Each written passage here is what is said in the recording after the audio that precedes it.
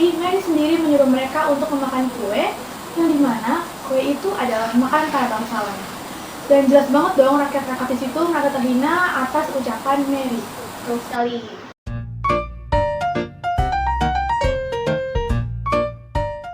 Hai guys, balik lagi sama kita di Side by Side. Hai, aku Farisa. Hai, aku Yosi. Nah, kali ini kita mau ngapain nih, Far? Nah, kita kali ini mau bahas sejarah yang lagi dibicarain sama netizen nih.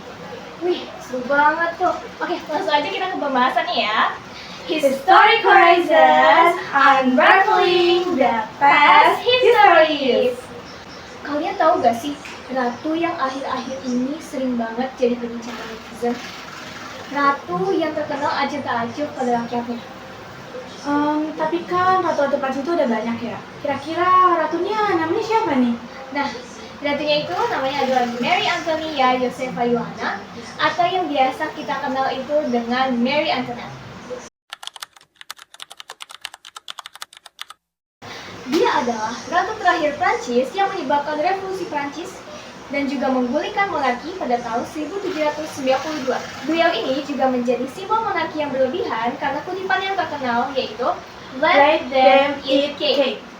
Dia ini meninggal di usianya yang cukup muda yaitu sekitar 37 tahun karena hukuman penggal yang terjadi pada tahun 1793. Oke guys, sebelum lanjut ke pembahasan utama, kita kenalan dulu nih sama Marie Antoinette. Marie Antoinette ini lahir pada tanggal 2 November 1755 di Wina, Austria. Dia adalah anak ke-15 dari Ratu Maria Theresa dan Raja Prancis I. Sejak kecil, Marie Antoinette dikenal sebagai gadis yang riang. Ia juga mengemban pendidikan seperti gadis bangsawan pada umumnya, yaitu pendidikan moral dan keagamaan. Tapi ia tidak begitu mempelajari sebanyak dengan saudara-saudaranya, karena Marie Antoinette ini terkenal tidak begitu pintar, namun suaranya itu sangat khas dalam bernyanyi, dan dia juga bisa memainkan harpa loh. Nah, pada saat Marie berusia 14 tahun, di situ ada peperangan antara Prancis dan Austria yang terjadi selama 7 tahun. Nah, Maria Theresa sebagai ratu dari kerajaan Austria berkeinginan agar kedua negara tersebut bisa berdamai. Dan akhirnya tercetuslah ide untuk menjodohkan Marie dengan Pangeran Louis XVI yang merupakan putra mahkota dari Raja Prancis. Nah guys, pada masa itu perjodohan atau pernikahan menjadi praktik umum bagi kerajaan-kerajaan di Eropa guna mempererat aliansi dari dua kerajaan yang sedang berperang. Nah, selang sebulan setelah pernikahan Mary dan Louis, mereka akhirnya pindah ke istana Versailles di Prancis. Tapi kalian tahu gak sih guys, walaupun dia sudah pindah ke istana putra mahkota, tapi kehidupan dia tuh tidak sebaik yang kita bayangkan. Nah, karena dia itu mendapat respon negatif dari masyarakat Prancis yang menganggapnya itu sebagai musuh karena dia itu berasal dari kerajaan Austria. Nah, selain itu, Mary juga sulit sekali beradaptasi di kehidupan di Prancis ini. Seperti contohnya, Mary itu tidak terbiasa diikuti oleh pelayannya kemana-mana. Jadi setiap dia melakukan apapun kegiatannya, pasti selalu saja ada pelayannya. Nah, itu dia merasa risih.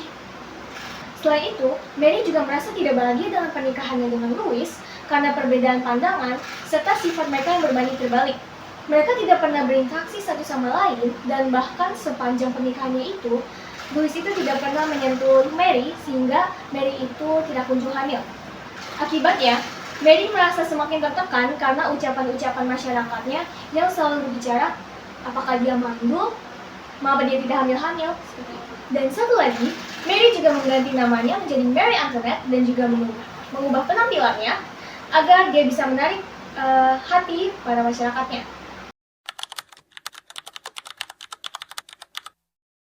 Nah, sekarang kita akan membahas masa pemerintahannya.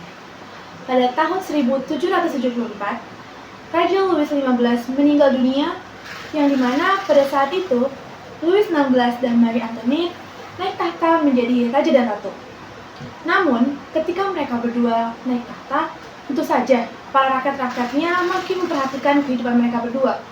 Bahkan, mereka berdua juga mendapat gunjingan karena selama pernikahannya mereka sama sekali tidak dikaruniai anak.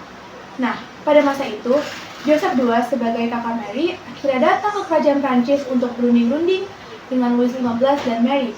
Dan berkat itu, setelah beberapa tahun kemudian, Mary dikaruniai dengan 4 anak. Tapi kebahagiaan itu tidak berkunjung lama karena anak kedua dari Mary yaitu Louis Joseph meninggal dunia karena penyakit TBC. Dan saat ia belum bangkit dari kesedihannya, anak keempatnya yaitu Sophie juga meninggal karena penyakit TBC juga. Nah, pada masa itu, Louis sebagai suami dari Mary tetap bersikap acuh tak acuh. Sehingga Mary merasa bosan dan merasa sedih akan hal itu dan dia akhirnya melampiaskannya dengan berfoya-foya bersama teman-teman bangsawannya seperti menggunakan gaya rambut yang unik, pakaian-pakaian yang mahal dan mewah, dan pada masa itu Mary dijuluki sebagai ikon kecantikan di Prancis. Tapi guys, kalian tahu gak sih, semua gaya hidup dia hedon dan berfoya-foya itu, semuanya itu dari uang rakyat. Bener guys, uang pajak rakyat. Nah, selain dia suka menyelingkuhi rakyat, dia itu juga dikenal suka berselingkuh loh. Nah, salah satu selingkuhannya itu bernama Count Axel. Nah, dia itu bertemu di Istana Versailles pada tahun 1774. Nah, karena semakin buruknya sifatnya itu, isu-isu rakyat pun semakin memanas. Dan akhirnya mereka itu mulai terang-terangan untuk menyebarkan isu-isu itu di surat kabar. Tapi untuk respon Mary sendiri, dia sudah tidak peduli dengan kritik rakyat sendiri. Nah, di saat itu juga, Prancis itu sedang mengalami yang namanya krisis ekonomi, di mana mereka itu mengalami gagal panen yang luar biasa, yang mengakibatkan harga roti itu melambung tinggi. Di mana roti itu merupakan makanan pokok mereka juga, jadi menyebabkan warga-warga kecil itu tidak dapat membelinya dan akhirnya menyebabkan kelaparan. Namun, melihat hal itu, Mary itu tidak merasa empati sama sekali dan malah berbicara seenaknya yaitu dengan kalimatnya, "Let them eat cake." Nah, let them eat cake atau bisa kita sebut juga sebagai biarkan mereka makan kue. Nah guys, mereka aja untuk beli roti itu nggak cukup sampai kelaparan. Tapi Mary sendiri menyuruh mereka untuk memakan kue yang dimana kue itu adalah makanan para bangsawan. Dan jelas banget dong rakyat-rakyat di situ merasa terhina atas ucapan Mary. Betul sekali. Di luar hal itu, Louis juga membuat kebijakan baru yaitu dengan membagi rakyat Prancis menjadi 3 golongan. Nah, yang pertama itu ada golongan 1 yaitu golongan bangsawan, yang kedua ada golongan tuan tanah dan juga pemuka agama, dan yang ketiga ada golongan rakyat biasa atau pekerja. Louis sendiri beralasan bahwa membagi golongan tersebut untuk mengatasi krisis ekonomi, yang dimana golongan 2 diwajibkan untuk membayar pajak lebih besar daripada golongan lain. Nah, mendengar hal itu, tentu golongan 2 itu tidak setuju karena menganggap bahwa jumlah mereka itu lebih sedikit dibanding dengan golongan lainnya. Yang akhirnya, Louis itu mengubah peraturannya menjadi golongan 3 yang diwajibkan untuk membayar pajak lebih besar dibandingkan golongan lain karena jumlah golongan 3 itu memiliki populasi terbanyak di antara golongan lainnya. Namun guys, kebijakan ini tidak membuat krisis ekonomi menjadi membaik, tapi malah semakin memburuk. Dan pada masa itu, kemarahan rakyat juga makin memuncak ketika Mary membuat skandal baru, yaitu ia melakukan pencurian kalung berlian yang sangat mahal. Hal inilah yang menyebabkan munculnya gerakan revolusi dari rakyat, yaitu untuk menjatuhkan Mary dan Louis, sehingga menyebabkan mereka terbunuh secara tragis. Yang dimana akan kita bahas pada segmen selanjutnya.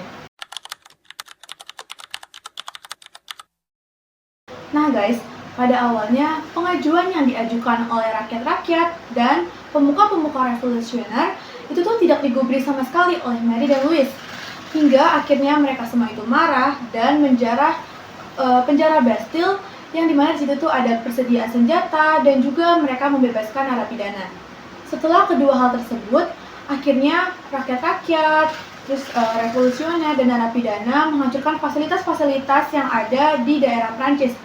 Dan di situ tuh Louis tidak menggubris sama sekali sampai akhirnya kelompok-kelompok pemberontak tersebut datang ke kerajaan Versailles yang akhirnya Louis pun melihat hal tersebut keluar dan melakukan mediasi dengan rakyat-rakyat dan para revolusioner. Nah guys, raja ini melakukan mediasi tersebut agar para pemberontak itu tidak melukai ia, Mary, dan para keluarganya. Akhirnya rakyat menyetujui hal tersebut dengan syarat raja dan ratu harus dikurung di istana Tuileries dan mereka itu diberikan kesempatan untuk membenahi atau memikirkan supaya negaranya ini tuh bisa berjalan lebih baik dari krisis-krisis yang sudah terjadi pada masa itu. Namun guys, jauh dari sikap sadar, Mary ini berpikiran licik dan mendiskusikan suatu hal kepada Louis, yang dimana ia berpikiran dan mengatakan bahwa ia ingin kabur dari Prancis saja untuk menghindari amukan massa. Namun, rencana mereka sirna setelah rakyat berhasil menangkap dan menahan mereka di penjara Konserji. Rakyat juga sepakat untuk menggulingkan kekuasaan Louis dan mengganti pemerintahan dari monarki menjadi republik. Untuk sementara pun, Prancis dipimpin oleh Konvensi Nasional Prancis, yang dimana mereka juga memerintahkan untuk melakukan pemenggalan Louis dan Mary atas segala kesalahan mereka. Dan pada akhirnya, Louis dieksekusi lebih dulu dan disusul oleh Mary 9 bulan kemudian. Nah, oke guys, sebelum kita mengakhiri pertemuan kita kali ini, kita ada sedikit fun fact tentang Marie Antoinette. Nah, jadi saat proses eksekusinya itu, Mary itu tidak sengaja menginjak kaki salah satu algojonya. Dari tempat itu juga, dia secara langsung meminta maaf kepadanya. Nah, untuk kalimatnya ini cukup populer dalam kisahnya Mary, di mana ia mengatakan, "Pardon, Monsieur, I did not do it on purpose." Nah guys, selain itu, pada sehari sebelum eksekusi, rambut Mary juga berubah menjadi putih. Nah, hal ini sangat mencolok sekali di mata rakyat. Dan rumor juga mengatakan hal ini dikarenakan Mary itu stres berat semasa hidupnya, sehingga ia beruban saat di usia yang muda. Namun, medis juga belum membuktikan ini benar atau tidak. Oke guys, gimana nih perasaan kalian setelah kita ceritain tentang Marie Antoinette? Apakah kalian merasa kagum, sedih, atau merasa dia itu pantas untuk mendapatkannya? Nah guys, apapun pendapat kalian dan perasaan-perasaan kalian, tulis di kolom komentar ya. Aku Farisa. Dan aku Yasi. Kami pamit undur diri, and see you on the next video. Bye-bye!